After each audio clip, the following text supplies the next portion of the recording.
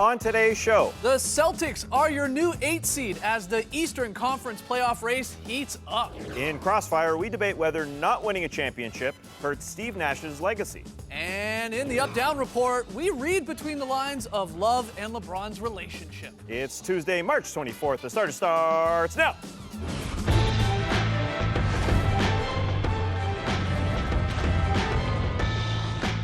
Good evening, Sweet World, and welcome to The Starters. Whether you're joining us live online, you're listening to the podcast, or you're catching us on NBA TV, we're very, very happy to have you. I'm Jay Skeets, and alongside me, as always, it's Tess Millis. Lots to get to. To my right, Starters blog editor Trey Kirby. Hey-o! Hey, yo! And finally, the international man of mystery, taking it to the max, Lee Ellis. Lee, yes, tons to get to on tonight's show. We've got a special Steve Nash edition of Crossfire and the Up-Down report. But first, a lot of teams vying for a few of those final spots in the Eastern Conference were playing last night.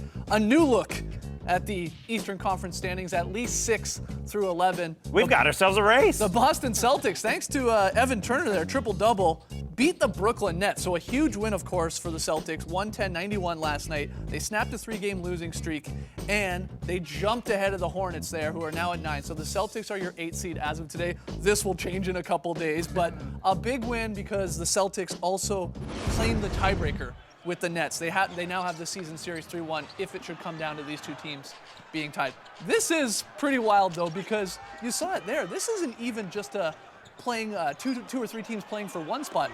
This suddenly feels like we have 6 teams playing for 3 spots. Yeah, and I'm pretty interested in this race. I know a lot of people sort of mock the Eastern Conference, but we got 23 games or nights of games remaining, and I think it would be a heck of an accomplishment for the Boston Celtics to get in.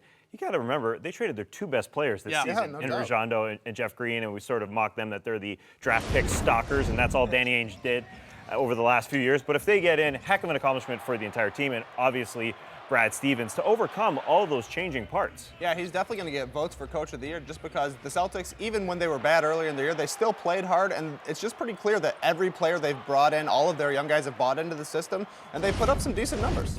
You agree that they're a fun watch, Lee, and that you're sort of almost rooting for a team like the Celtics to get at one of these final spots? They've become more fun to watch, yeah, because at the start of the season, as you mentioned, you kind of didn't think they were going to do much. But yeah, you're right. Brad Stevens has at least got these guys believing in themselves and believing in the coach. And Danny Ainge, whatever happens in the next couple of years, he has to be happy that what Brad Stevens has done has got respect of the players, because we know that a lot of the times college coaches, they struggle, especially in those first years. Yep. And he instead has actually got a team playing really hard and playing really well.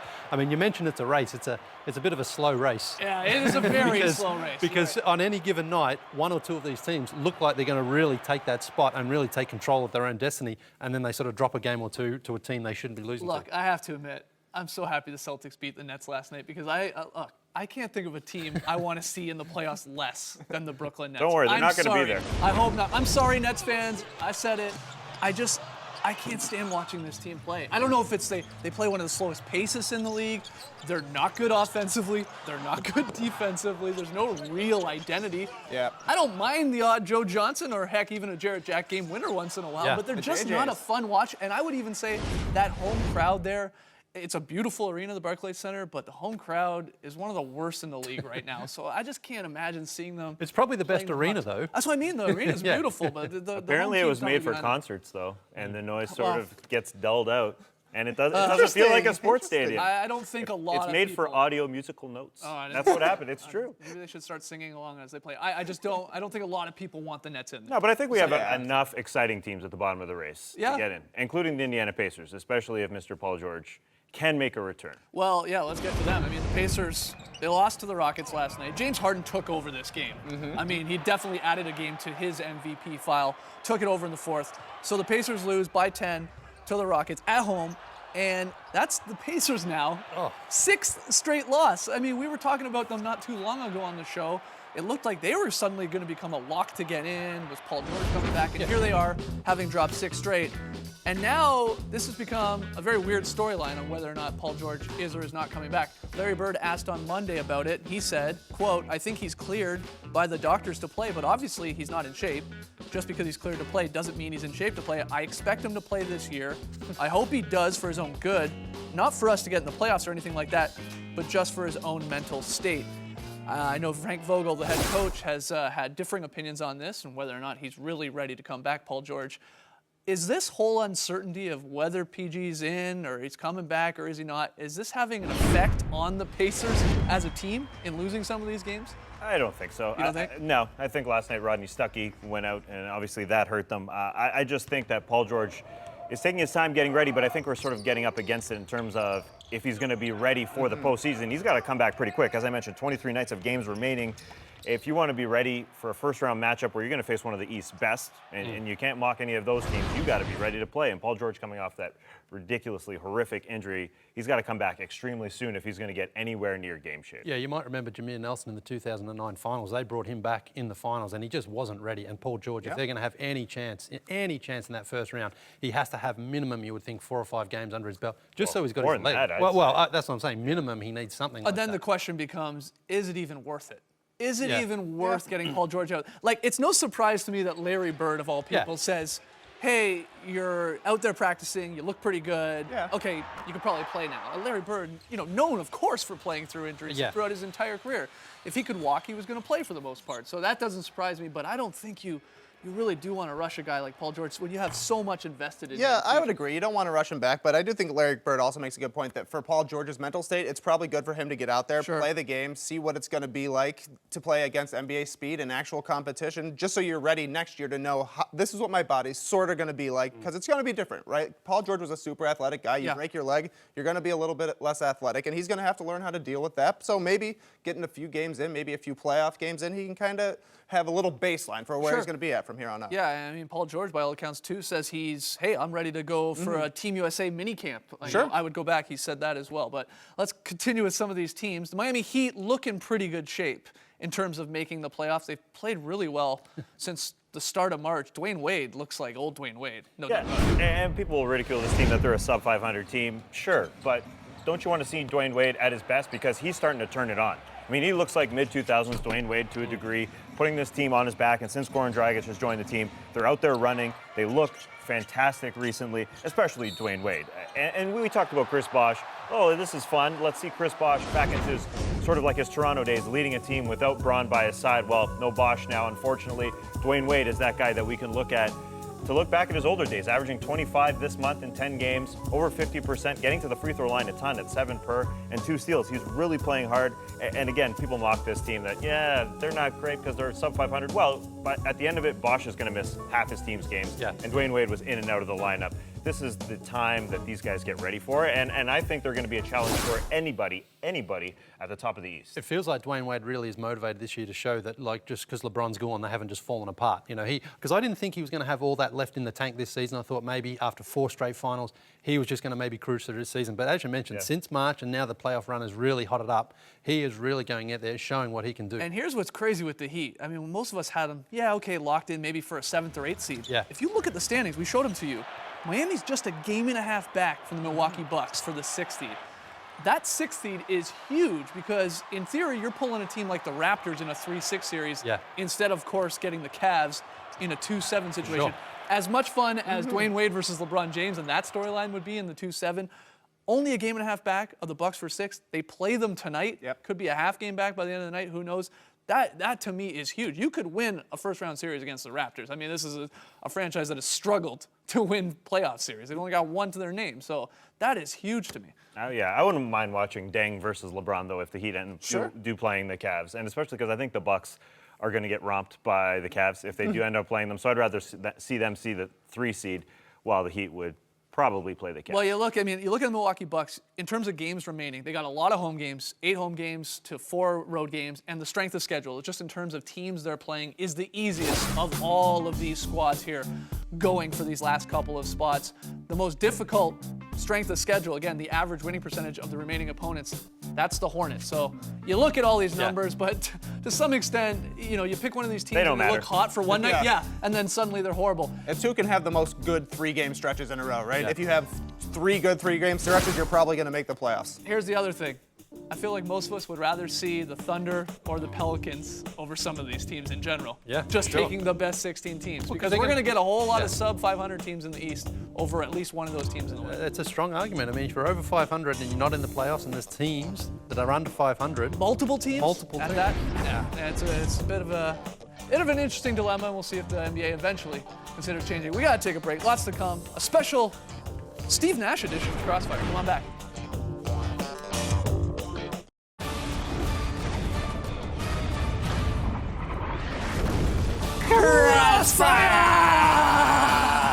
This is Crossfire. If you're new to the show, this is how it works. Trey will give Skeets and me 3 topics. We'll debate each one, and at the end of it all, Trey will declare a winner. Trey, what is our first topic, please? Well, Steve Nash retired earlier this week, so we've got an all-Nash edition of Crossfire for you today. And the first question is something you're going to hear a lot with Steve Nash. Does not winning a title tarnish his legacy? I am tired of this idea that it diminishes what he did. It doesn't make sense. Just like players running into MJ couldn't get by him, well, Nash had to run into Duncan and Kobe over and over and over again. And to beat those guys, you need luck.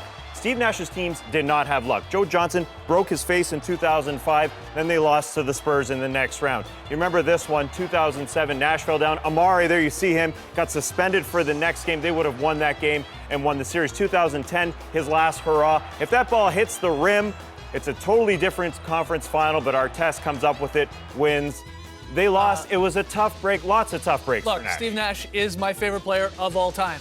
But yes, it does. Why? Tarnish it a little bit. It's a small blemish. It is, because years from now, when we're having the conversation of who's the greatest ever, who's the greatest point guard ever, you're going to talk about All-Star nominations or All-Star makes, All-NBA nominations, MVPs, but then it comes down to rings, just like we do with Carl and Charles Barkley. Yes, they won MVPs, but they didn't win rings. So yeah, it's going to be a small blemish when we have these conversations, and I don't see how it can't be. I don't see how it can't be. Who's the last point guard to win a title as a lead guy? Zeke. Peyton didn't do it. Kidd didn't do it. Okay. Yeah, so But that's it's what I'm just saying. very That's why difficult to Zeke do. goes higher than those other guys. Well, what about That's Peyton? why Magic and The Zeke Peyton and won a so on. title. All Peyton won a right. title. It's a small blemish. All Toss it right, to. second It's true. question. We've talked a lot about how influential Steve Nash has been, so which current player reminds you most of Nash? I think it's Steph Curry. I mean, we know when Steph Curry came into the league, he could shoot. When Del Curry handed him a ball the first time, he could shoot, but he knew he had to improve his passing. Now watching him sling passes with both his hands, it's pretty clear that he's emulated Steve Nash. He throws the ball from one side of the floor to the other, and he kind of has that layup ability, just like Steve Nash, getting to the rim, one hand, putting it up high. I think he needed to do that to get better, just like Steve Nash did. And you sort of ask, watching Steph Curry, does he pass better with his left hand or right hand, just like Steve Nash? Hey, look, that is a good pick. That's tough. I mean, Steph Curry, very similar to Steve Nash. But I think you can make a case for Chris Paul for a couple of reasons, all right? First off, basketball IQ, off the charts. They were always are the smartest guy out on the floor, no doubt. They both can just take over for stretches at a time. We saw Nash, he would just take over games for 5 or 6 minutes. They would just run you to death with the pick and roll, throwing lobs to these guys. Be it Amari Stoudemire with Nash, of course DeAndre and Blake with Chris Paul. The other thing, the narrative does sort of fit right now. Chris Paul is the Steve Nash. He hasn't gone to the finals. He doesn't have a ring. He hasn't gone to a conference finals. He hasn't though. even gone to a conference Nash went finals. to 3. I know. He hasn't even gone that far. So unfortunately, that narrative, similar to what Steve Nash, never got the rings. But Steph Curry, a good one. Final one here, Trey. What is your favorite Steve Nash moment of all time? I think this is Steve Nash's favorite moment of all time. Finally beating the Spurs. He was 0-6 against the San Antonio Spurs 6 times. Then finally in 2010, Nash's 7th attempt, they were up 3-0. Nash got elbowed in the face. He went to the bench. Their lead started dwindling and dwindling and dwindling, but he came back and he won that game and won the series and finally beat the Spurs. And as Amin Hassan reported for ESPN, he saw Steve Nash alone in the bathroom with his uniform on, crying Right. after that game because he finally beat the Spurs 7 times. That must have felt pretty good. My favorite Nash moment was when I got the chance to talk, again, to my favorite player of all time. It was 2010, summer of 2010, in New York for Steve Nash's charity soccer game. Got a little one-on-one with him. He, you hear the media talk about this guy. He really is so nice, so down to earth. But I got him to admit that he did flop a little bit from the classic Bob Horry hit there where he went down. Nash admitted he threw the arms up. He tried to sell it a little bit because, as you said, he could never beat the Spurs. He flopped a lot of bit He on needed that a play. little bit of everything. So that, for me, was a personal favorite moment. Trey, okay. who won this bad boy? Tass is your winner today because I love seeing that crazy Steve Nash eyeball clip. Yeah, the one crazy eye. All right, good stuff. Good win. All right, got to take a break. When we come back, up or down regarding Kevin Love's comments about backing Westbrook over LeBron for MVP. Kevin Love's got a whole lot of things to say.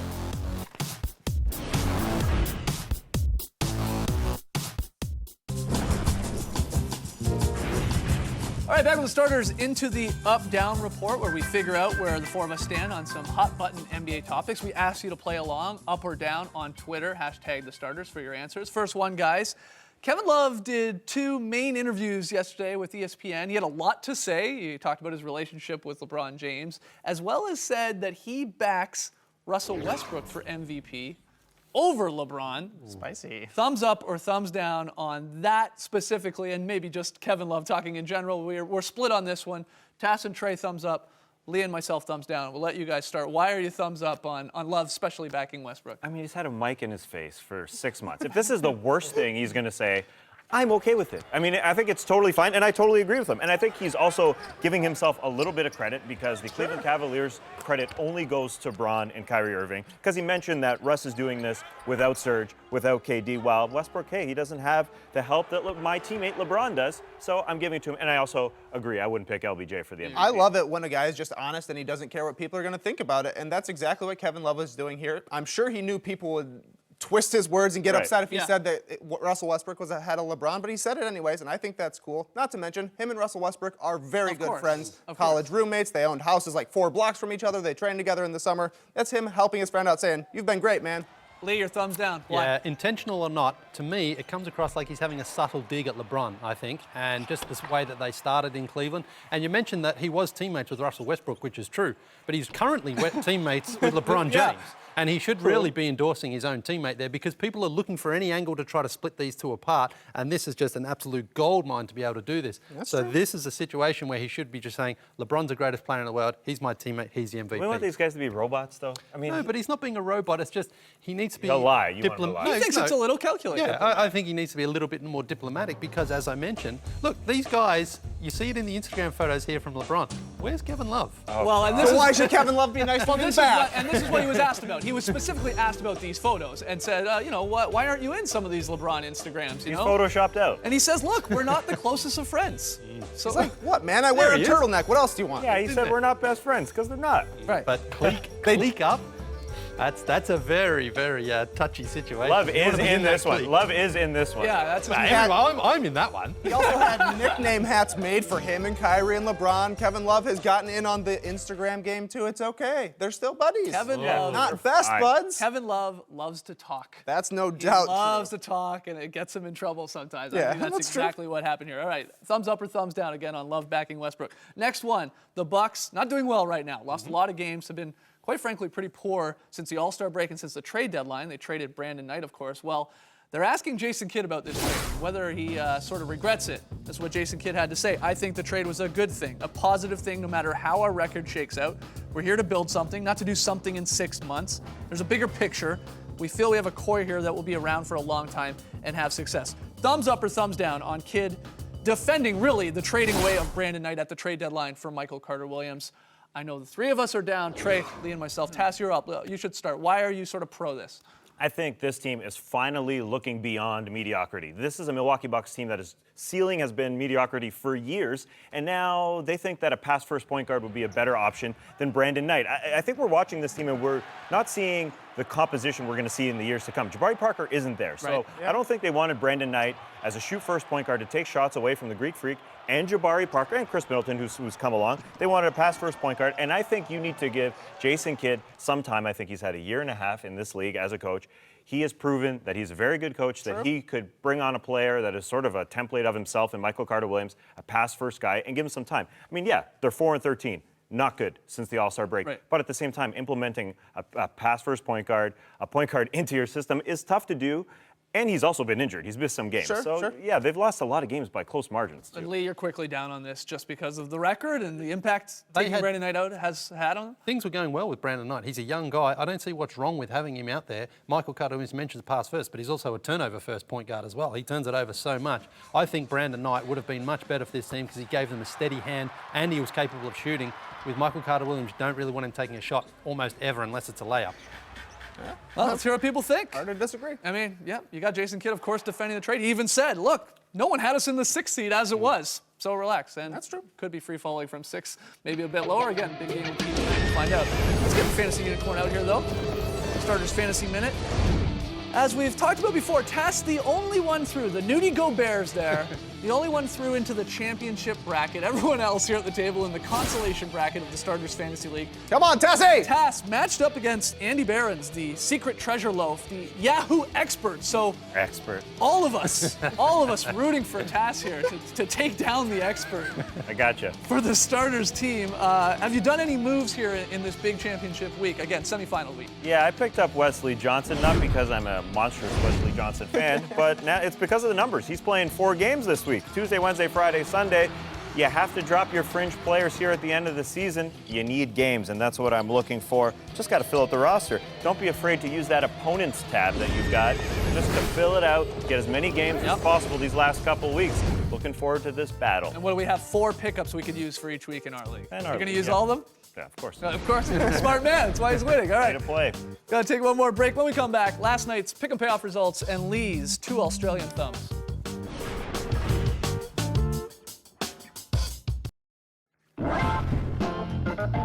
Back with the Starters, a look at last night's pick 'em payoff results. Tass goes 3-2. I went 2-3. Tass had the Rockets getting the win on the road against the Pacers. So he gains a game. He's down 3 for the month of March. Tonight's picks, we agree on a lot of them. We like the Raps, the Mavs, the Kings, and the Warriors. I'll take the Heat on the road. Tass will take the Bucks at home. So that's a big game. Lee, before we get to the very solid play, we got a fan sign. Really good one comes from the Blazers and Magic game on Friday night in Portland. It's Abby Walters. There's a lot of detail on this sign as well. As you can see, she's joined the 4 of us on Vooch Island. It's a beautiful island. I've always said that. Yep. Skeet, you're holding some sun cream there. And producer Matt isn't actually pictured because he's having his pre-beach shower. If you listen to the drop on Fridays, you'll understand Yeah, that. this sign makes no sense to you unless you listen to our podcast. We record an hour-long podcast every Friday. You can check it out on iTunes, search for the Starters, and yeah, that goes up every Friday morning. Great sign, great sign. All right, Lee, where are we going for the VSP? Golden State Warriors last night absolutely killed the Washington Wizards. Now watch Andrew Bogut here. You know I love a good bounce pass from a big man. Look at him thread the needle there through Steph Curry. It's not a layup or a three-pointer, but it's Steph Curry, so every shot's pretty much open and he knocks it down for a swish bomb. But look at that. Look at all those hands, all those people. Throws it up, swish bomb. That's what I call a very solid play. That's a good one. Yeah, through all those thumbs, I guess. A lot of thumbs. All right, Lee, thanks as always. Guys, thanks for joining us. Back tomorrow, 6:30 p.m. Eastern Time here on NBA TV, so we'll see you then. Thanks for joining us, folks. And remember, if you can climb a rock, you're one heck of a jock. Brace the night, people.